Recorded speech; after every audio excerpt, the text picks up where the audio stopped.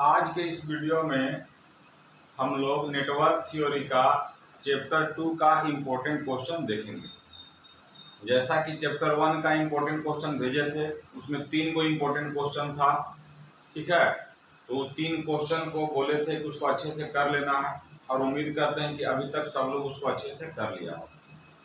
जितना भी important question दे रहे हैं पहले उसको अच्छे से कर लो, और उसके बाद अपने से भी कुछ इम्पोर्टेंट लगे उसको भी कर लिया करो, या कोई और सर दिए हैं उसको भी कर लिया करो। ठीक है, तो आज हम लोग नेटवर्क थ्योरी के सेकंड चैप्टर का इम्पोर्टेंट क्वेश्चन को देखेंगे, और इसको भी 1-2 दिन में पूरा समेट देना है।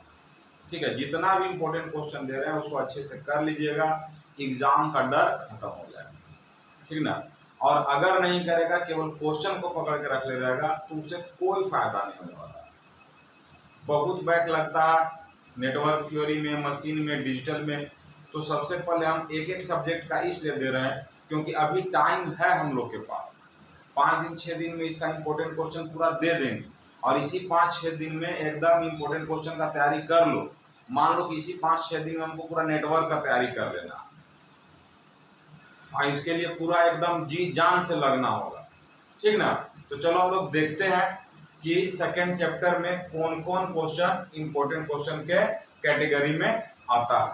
ठीक है, तो सबसे पहला क्वेश्चन का बात अगर करेंगे तो है state and explain superposition theorem. सबसे पहला क्वेश्चन के रूप में अगर देखेंगे तो state and explain superposition theorem with suitable example. With suitable example यानी कि जो सुपरपोजिशन है उस सुपरपोजिशन का स्टेटमेंट को लिखना है और एक एग्जाम्पल देकर के लिखना है। लेकिन इसी क्वेश्चन में देखो बी नंबर पे लिखा हुआ है what are the limitations of superposition theorem. मतलब कौन कौन कंडीशन है सुपरपोजिशन थ्योरम का, क्या क्या सुपरपोजिशन थ्योरम का लिमिटेशंस है। ठीक ना, मतलब किस कंडीशन में यूज होगा, किस कंडीशन में नहीं होगा, उस चीज को लिखना है। तो इसको जो हम लिखे हैं ये थियोरेटिकल क्वेश्चन के रूप में अगर आएगा तब इस तरह से लिखना है। इस क्वेश्चन को कैसे लिखेंगे, तो पहले सुपरपोजिशन थ्योरम का जो नियम है उस नियम को लिख देना है, और उस नियम के बाद एक एग्जाम्पल दे देना है। अब एग्जाम्पल में कौन सा क्वेश्चन बना है, डीसी सर्किट वाला कि एसी सर्किट वाला, जोन तुमको अच्छा लगे। जनरली डीसी सर्किट का ही बोल देना, क्योंकि वो तो ये नहीं कह रहा कि एसी का एग्जाम्पल दीजिए, ये नहीं कह रहा कि डीसी का एग्जाम्पल दीजिए।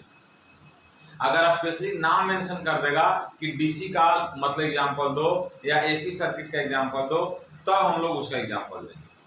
और क्या क्या कंडीशन है, किस कंडीशन में सुपरपोजिशन थ्योरम यूज करेंगे, किस कंडीशन में हम लोग यूज नहीं करेंगे, तो उस कंडीशन को क्वेश्चन हम बी बना दिए।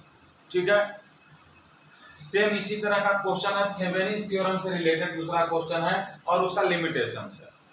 तो हम लोग को पता है कि 6 थ्योरम पढ़ना है, तो हम 6 थ्योरम का स्टेटमेंट को समझ लेंगे। हो सकता है कि कोई क्वेश्चन क्या बोलते हैं शॉर्ट नोट में दे दे, या कोई क्वेश्चन हम लोग को लॉन्ग क्वेश्चन के रूप में दे दे।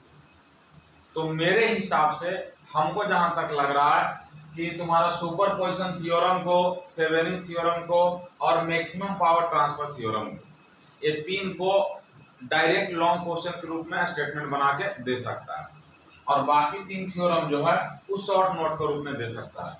और तीसरा क्वेश्चन तो दिया हुआ भी है, लास्ट ईयर का जो 4th सेम का एग्जाम हुआ उसमें दिया हुआ state and prove maximum power transfer theorem for AC circuit with suitable example. ठीक ना, तो एग्जांपल अपने मन से देना, और यहाँ पर देखो कह दिया कि एसी सर्किट के लिए, यानी कि मैक्सिमम पावर ट्रांसफर थ्योरम को जो हम प्रूव करेंगे वो किसके लिए प्रूव करना है, एसी सर्किट के लिए प्रूव करना है। तो यहाँ पर स्पेशली एसी सर्किट का रहा, तो एसी सर्किट के हिसाब से थ्योरी हमको लिखना होगा। ठीक है, उसके बाद चौथा क्वेश्चन जो है solve the numericals on each theorem for AC circuit and DC circuit. मतलब जितना भी थ्योरम्स दिया हुआ है सारा थ्योरम पे एक एक दो को न्यूमेरिकल करके प्रैक्टिस कर लेना है। ठीक ना, ताकि किसी थ्योरम से अगर न्यूमेरिकल आता है तो उस न्यूमेरिकल को हम बना सकते हैं। तो इस चैप्टर से 2 तरह का क्वेश्चन आने का संभावना है। ठीक ना, इस चैप्टर में 2 तरह से क्वेश्चन आने का संभावना है। या तो डायरेक्ट स्टेटमेंट दे देगा, है ना, स्टेटमेंट को एक्सप्लेन करने के लिए कह देगा, या न्यूमेरिकल दे देगा।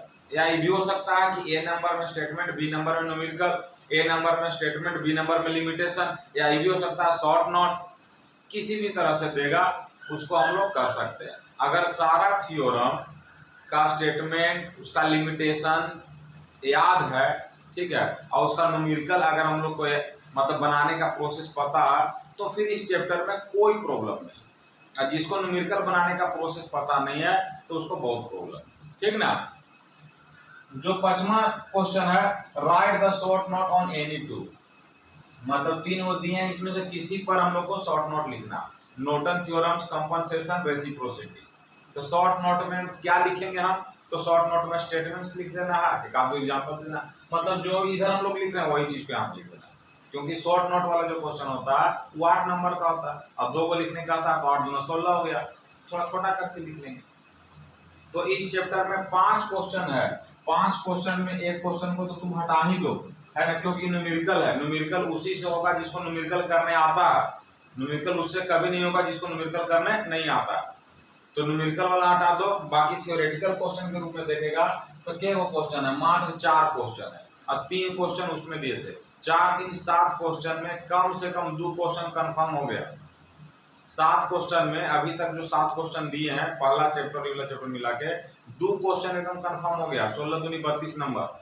अगर इतना को भी अच्छे से कर लो तो पास होने से कोई नहीं रोक सकता, ठीक है। तो मेहनत करना होगा, क्वेश्चन को रख रख के सरियाने से काम नहीं चलेगा। ये नहीं कि क्वेश्चन भेज रहे हैं हम बाद में करेंगे, बाद में करेंगे, ऐसा नहीं करना, क्योंकि अगर इतिहास रचना है, ठीक है, तो कलम के सहारे अपना हौसला को भी बना के रखना होगा, और जब तक हौसला नहीं रहेगा तब तक कलम चलेगा नहीं, ठीक है। तो अगर इतिहास रचना है, इतिहास रचने का मतलब ये हुआ कि हमको पेपर में फेल नहीं होना, ठीक है। तो पेपर में फेल नहीं होना है तो अभी से एकदम लग जाइए, इंपॉर्टेंट क्वेश्चन को एकदम धजिया उड़ा के रख दो, जितना भी क्वेश्चन दे रहे हैं, और जितना दिन में हम नेटवर्क थ्योरी का क्वेश्चन कंप्लीट कर देते हैं उतना दिन में सारा थ्योरेटिकल क्वेश्चन को एकदम चार्ट कर रख जाओ, है ना, एकदम 100% तैयारी हो गया समझो। जितना भी इंपॉर्टेंट क्वेश्चन दे रहे हैं अगर उसका तैयारी बढ़िया से हो गया, समझो कि 100% तैयारी हो गया नेटवर्क थ्योरी का, कभी भी बैक नहीं लगेगा। इतना तो तय है कि जितना इंपॉर्टेंट क्वेश्चन दे रहे हैं उतना को अच्छे से कर लेते हैं, बैक कभी जिंदगी में नहीं लगेगा, परसेंटेज भी बहुत बेहतर आएगा। जो कुछ नहीं पढ़ा है अभी तक उसके लिए भी बोल रहे हैं, उसके लिए भी एकदम ही रामबाण साबित होगा।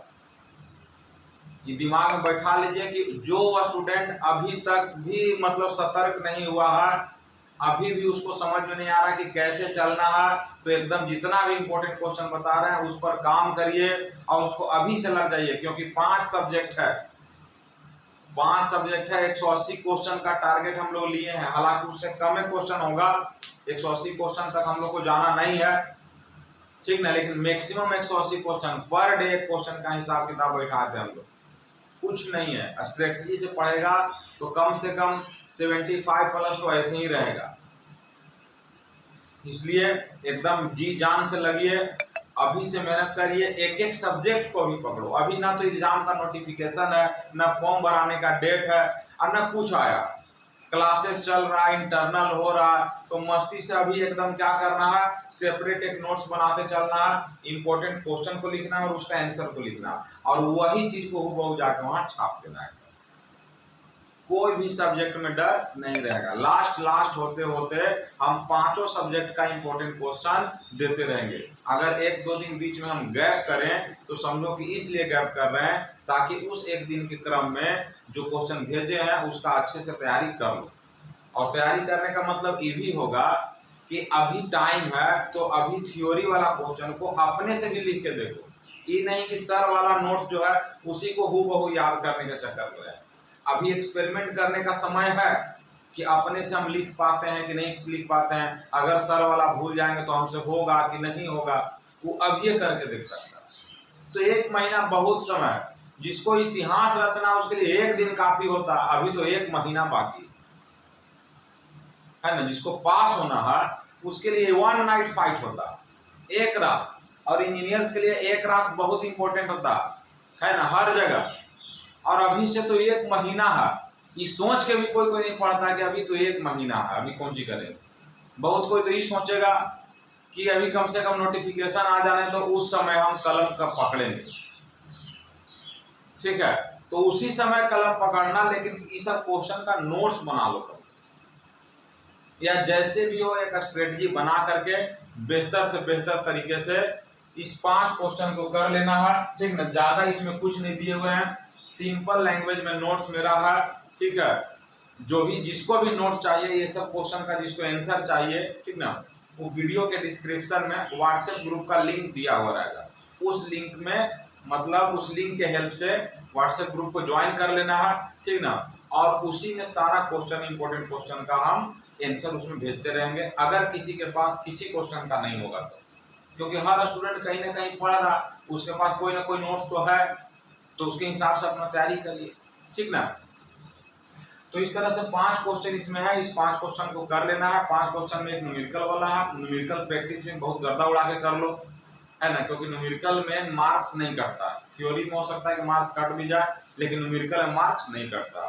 तो चलो मिलते हैं नेक्स्ट वीडियो में, ठीक है। तीसरा चैप्टर में भी 3-4 ही क्वेश्चन होगा, उसमें भी ज्यादा क्वेश्चन नहीं होगा, ठीक ना। तीसरा चैप्टर में भी 3-4 क्वेश्चन होगा, और 6 गो चैप्टर है। हम लोग सोच के देखो तो कितना आसानी से इस सब्जेक्ट को हम लोग कंप्लीट करने वाले हैं। जिसका किस्मतें खराब रहता होगा वो ही इसमें फेल करता होगा, है ना। जो एकदम नहीं पढ़ना चाहता होगा वही एग्जाम फेल करता होगा, जिसको नेटवर्क पर ताके के मन नहीं करता होगा वही एग्जाम फेल करता होगा, जिसको सर्किटें देख के डर लगता होगा वही एग्जाम फेल करता होगा। पास होने का स्ट्रेटजी बनाइए, अच्छा रिजल्ट लाने का स्ट्रेटजी बनाइए, और स्ट्रेटजी का पहला पड़ाव यही है कि इंपॉर्टेंट को सिलेक्ट करिए, और इंपॉर्टेंट का सेपरेट नोट्स 4-5-6 पेज का अलग से बना लेना है, और एग्जाम के टाइम में बस उसी को पढ़ के जाना, ठीक है। तो चलो मिलते हैं नेक्स्ट वीडियो में नेक्स्ट चैप्टर के इंपॉर्टेंट क्वेश्चन के साथ, तब तक के लिए जय हिंद।